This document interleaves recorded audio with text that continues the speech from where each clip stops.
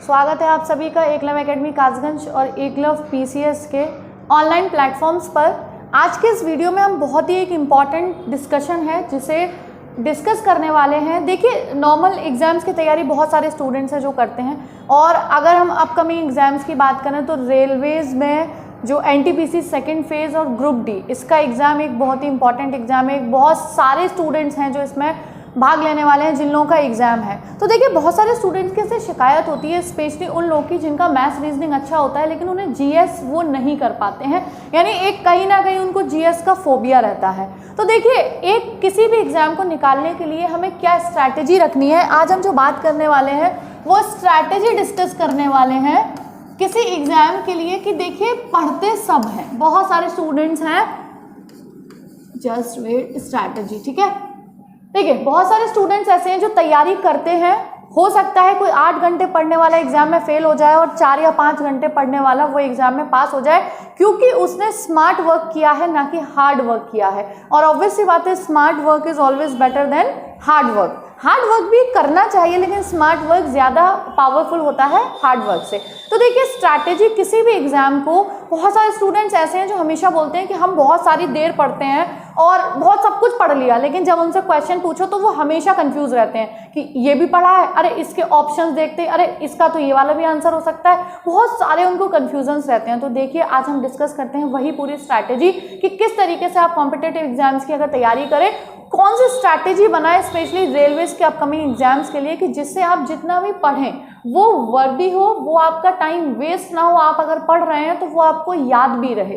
तो 2 चीज़ें बताने वाले हैं हम आज इस वीडियो में, डिस्कस करने वाले हैं कि how to memorise and how to make strategy for upcoming exams. तो देखिए, स्ट्रैटेजी की बात ऐसी है कि सबसे पहली चीज़ तो ये है कि जैसे जैसे 2019 में ये फॉर्म्स पढ़े थे तो बहुत एक टाइम हो चुका है, तो ऐसा कोई स्टूडेंट नहीं होगा जो फर्स्ट टाइम पढ़ाई कर रहा होगा, सभी लोग पढ़ चुके होंगे, ठीक है ना। कुछ कुछ फैमिलियर सब होंगे टॉपिक से। तो अगर हम बात करें तो सबसे पहले देखो, हम सब जानते हैं क्या क्या आने वाला है। मैथ्स आने वाला है, रीजनिंग आने वाली है और जीएस। अब जीएस में हम बात करें तो साइंस का पार्ट होगा, ठीक है, साइंस का भी पार्ट होगा, करेंट का पार्ट होगा, और काफ़ी सारे अलग अलग जीएस के हिस्ट्री, ज्योग्राफी, सभी चीज़ें आने वाली हैं। तो देखिए, आपको एक स्ट्रैटेजी क्या रखनी है कि पहले तो अपने पूरे डे को एक डिवाइड करिए सेक्शंस में, मुझे कितने टाइम क्या चीज़ पढ़नी है। मतलब ये है कि मुझे मेरा जो सेक्शन मैथ्स वीक है, रीजनिंग वीक है या जीएस वीक है, मुझे ज़्यादा टाइम किसको देना है।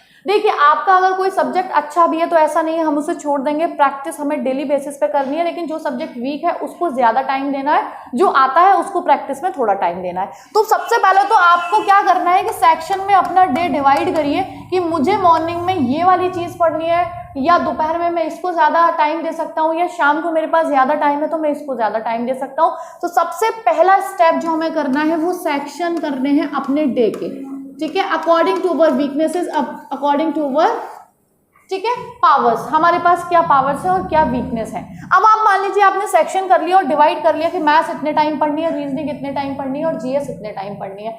अब मैथ्स में भी कैसे पढ़ना है कि देखिए, सबसे पहले चीज़ क्या करिए, आप टॉपिक लिख लीजिए, जितने भी टॉपिक आने हैं। सिलेबस को तो ये मान लीजिए कि आप अपने नोट्स बना लीजिए सिलेबस के, और सिलेबस के नोट्स बनाने के बाद आप टॉपिक वाइज जैसे भी आपको लगता है कि फर्स्ट टॉपिक, सेकंड, आप उसको रिवाइज करते जाइए। और जैसे ही आपने टॉपिक किया उसका एक प्रैक्टिस सेट लगाया, और पर डे आपको एक कंप्लीट प्रैक्टिस सेट तो लगाना ही लगाना है। तो सबसे पहले समझ में आया, अपने डे को सेक्शन में डिवाइड करिए, पढ़ना कौन कौन सा सब्जेक्ट है। सेक्शन में डिवाइड करने के बाद हमें सेकंड काम करना है कि हमें टॉपिक वाइज उसको, हर सब्जेक्ट को रिवाइज करते जाना है, टॉपिक वाइज। अब टॉपिक वाइज जब रिवाइज करेंगे तो टॉपिक वाइज तो हमारा चल ही रहा है, और एक प्रैक्टिस सेट हमें पर डे लगाना है, उसमें कोई भी कमी नहीं छोड़नी है, क्योंकि प्रैक्टिस सेट से हमें समझ में आता है कि हम कौन से सब्जेक्ट में या कौन से टॉपिक में ज़्यादा वीक है, ताकि हम उस पर ज़्यादा फोकस कर पाएँ। और टॉपिक वाइज तो हमें डेली चलना ही चलना है अपने सब्जेक्ट्स में। तो देखिए, जो जो चीज़ें आप पढ़ते जाएंगे वो टिक होती जाएंगी, जो छूटती जाएंगी वो आपको सिलेबस में पता होगी कि आपने अभी ये प्रिपेयर नहीं किया है। चलिए, ये तो हो गया स्ट्रैटेजी कि आपको सब्जेक्ट वाइज पढ़ना है, टॉपिक वाइज पढ़ना है और एक प्रैक्टिस सेट लगाना है। स्ट्रैटेजी बना ली, सब कुछ कर लिया, लेकिन सबसे बड़ा मुद्दा आता है जीएस में, हाउ टू मेमोराइज, याद कैसे रखें। आपने याद कर लिया। मान लीजिए आज आपने टॉपिक तैयार किया, नेशनल पार्क कितने हैं पूरे हमारे हर राज्य में, कितने नेशनल पार्क हैं, कौन सी झीलें हैं, कौन से डांस फॉर्म्स हैं। देखिए कुछ चीज़ तो होती है समझने की और कुछ चीज़ जीएस में ऐसे होती है कि बाय हुक और बाय क्रुक आपको वो रटी होनी चाहिए। आपको उसका अर्थ पता है नहीं पता पूरा, लेकिन आपको ये पता होना चाहिए कि इस वाले स्टेट में कौन सा नेशनल पार्क है, कौन सी झील है, कौन सा बांध है, कौन सा डांस फॉर्म्स कहाँ की फेमस है। ये सारी चीज़ें आपको बिल्कुल रटी होनी चाहिए। तो उसके लिए देखिए हाउ टू मेमोराइज, ये बहुत ज़्यादा ज़रूरी है। तो सबसे चीज़ है याद कैसे रखा जाए। अब देखिए आपने क्या किया, करंट अफेयर्स याद किए, ठीक है ना। अब मान लीजिए बहुत सारे स्टूडेंट्स हैं, उन्होंने करंट अफेयर्स याद कर लिए, स्टैटिक के टॉपिक याद कर लिए, सारी चीज़ें याद करते गए और जब किसी ने पूछा या एग्जाम का टाइम आया वो होपलेस हो गए, अब उन्हें कुछ भी नहीं याद है। तो मेरी एक छोटी सी जो सजेशन है, छोटा सा सजेशन है, उसे याद रखिए। चीज़ों को चाहे स्टार्टिंग में थोड़ा टाइम लग जाए ज़्यादा, 1 घंटे की जगह आपको 1.25 घंटा या 1.5 घंटा लग जाए, लेकिन जब कोई चीज़ प्रिपेयर करिए तो उसमें जल्दबाजी ना करिए। अब देखिए याद करते टाइम आपको नोट्स किस तरीके से बनाने हैं कि अपने, जैसे मैंने आपको बताया टॉपिक वाइज बांट लीजिए। जैसे आपको पता है स्टेट में बहुत सारी चीज़ें आती हैं, स्टेट में हमें पता है नेशनल पार्क्स आते हैं, स्टेट्स में डांस फॉर्म्स आती हैं, स्टेट में बांध आते हैं, झीलें आती हैं। एक स्टेट की पूरी आपने क्या किया, जैसे आंध्र प्रदेश मान लीजिए सबसे स्टार्टिंग में लिख लिया अपनी नोटबुक में, और आगे इसके बारे में जितने भी पॉइंट्स हैं वो सब एक जगह इकट्ठे करिए, क्योंकि सेगमेंटेशन बहुत ज़्यादा ज़रूरी है। आज आपने पढ़ लिया आंध्र प्रदेश में ये फेमस है, फिर 3 दिन बाद आया आंध्र प्रदेश में ये फेमस है, आप एक दूसरे से कोरिलेट नहीं कर पाएंगे। और एग्जाम में सबसे ज़्यादा ज़रूरी है कोरिलेट करना चीज़ों को। जब आप एक जगह लिख देंगे ना, आंध्र प्रदेश से जुड़ी हुई जितनी भी चीज़ें एग्जाम्स में पूछी जाती हैं, फिर दूसरे पे आपने सब ए वाले लिख दिए, अगला आपने अरुणाचल प्रदेश लिख दिया, तीसरा आपने असम लिख दिया, और उनके बारे में नेशनल पार्क लिख दिए, वन जीव अभ्यारण्य लिख दिए, उससे झील लिख दी, उसकी डांस फॉर्म लिख दी, उसके सीएम लिख दिए, उसके सारी चीज़ें राज्यपाल लिख दिए। आप एक दूसरे से सारी चीज़ें कनेक्टेड रखेंगे और अगर उसे रिवाइज करते रहेंगे तो आपके माइंड में एक इमेज बन जाएगी। और देखिए विश्वास करिए, एक बार को तो ऐसा होता है कई बार कि मान लीजिए कोई चीज़ लिख के आई तो आपको ये याद होना हो कि ये इसका आंसर क्या है, लेकिन आपको नोटबुक में अपनी जो चीज़ है वो लिखी हुई अपने आप मेमोराइज होती है। विजुअलाइजेशन बहुत बड़ी चीज़ होता है, हमें ध्यान आता है कि वहाँ लिखी हुई थी ऊपर, और ऊपर तो आंध्र प्रदेश लिखा हुआ था, आप टिक कर देंगे, ठीक है, क्योंकि एग्जामिनर को नहीं पता कि आपने किस स्ट्रैटेजी से लिखा हुआ है कि वो एग्जाम 4 ऑप्शंस में वही ऑप्शंस देंगे जो आपके करीब लिखे हैं, ऐसा बिल्कुल भी नहीं होगा।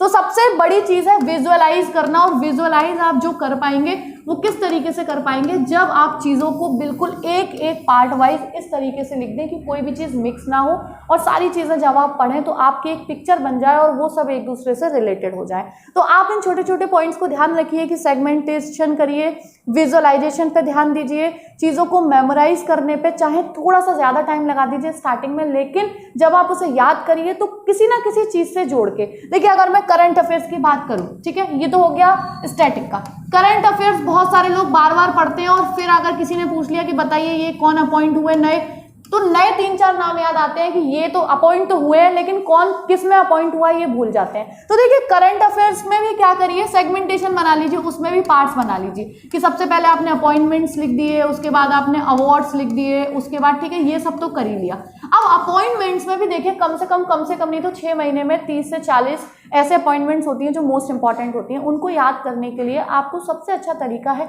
जैसे कोई भी नाम है, कोई भी नाम, मान लीजिए मैंने बोला भाई किसी का नाम रामचंद्र है, किसी में अगर वो हुए हैं अपॉइंट, अब आप उसे किसी ना किसी, चाहे फनी मूवमेंट से, चाहे किसी लॉजिकल मूवमेंट से, चाहे उस किसी के नाम से, डिपार्टमेंट के कहीं से भी उसे कनेक्ट करिए और उसको तब याद करिए। अगर आपने पूरी लिस्ट ऐसे याद कर ली ना तो 10 दिन बाद आपको कुछ भी याद नहीं रहेगा।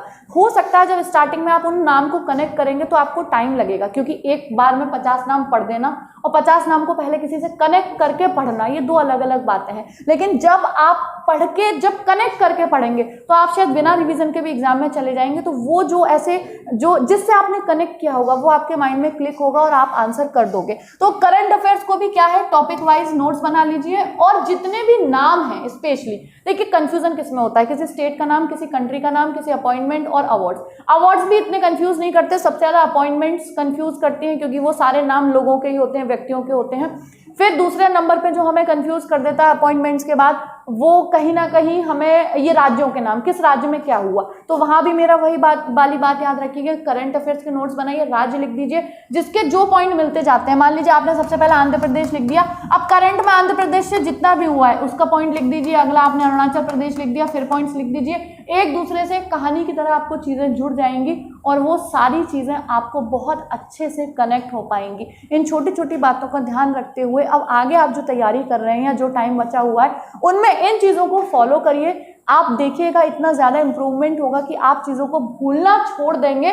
जितना अभी कर रहे हैं वो वर्दी होगा और आप उसे भूल नहीं पाएंगे। आपको वो चीजें इतने टाइम में ही याद रहेंगी, लंबे टाइम तक के लिए। ये सब स्ट्रैटेजीज होती हैं एग्जाम में कोई भी चीज मेमोराइज करने के लिए। आप इन्हें फॉलो करके देखिए, आपके लिए ये बहुत ज़्यादा बेनिफिशियल होंगी और कहीं ना कहीं आपको चीज़ें जो होंगी वो भूलने में, जो ज़्यादातर लोगों की शिकायत होती है कि पढ़ते बहुत है लेकिन भूल जाते हैं, वो सारी चीज़ें आपको सॉर्ट आउट होती जाएंगी और एक टाइम में आपको सारी चीज़ें बिल्कुल अच्छे से मैनेज होकर याद रहेंगी। ठीक है, तो आगे मिलते हैं नेक्स्ट वीडियो के साथ किसी नई स्ट्रैटेजी, किसी नए टॉपिक के ऊपर। ठीक है, तैयारी करिए रेलवेज की, और अगर किसी भी तरह की कोई भी प्रॉब्लम, कोई भी रीजनिंग से रिलेटेड क्विज में या कहीं भी आपको लगता है कि आपको मेरे से सवाल करने हैं तो आप कमेंट बॉक्स में लिखिए, मैं आपको उसका रिप्लाई करूंगी और हर पॉसिबल जो सोल्यूशन होगा वो दूंगी। थैंक्स फॉर वॉचिंग, मिलते हैं नेक्स्ट वीडियो में।